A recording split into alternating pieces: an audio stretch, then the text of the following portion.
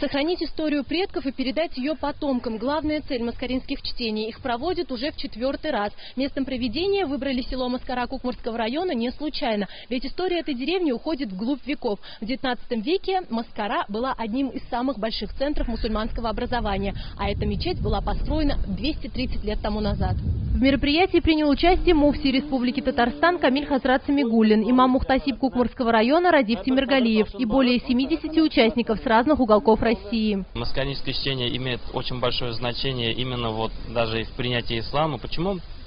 Потому что Маскара, она как бы служила центром духовным изучения ислама, изучения религии. Выдающиеся религиозные деятели, просветители оставили свой след в истории села Маскара.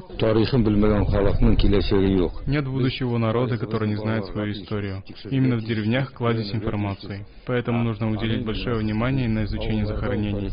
Все это мы должны знать. В сельской школе состоялось пленарное заседание и научно-практическая конференция. Камиль Хазрат Самигуллин отметил о важности изучения древа своего рода.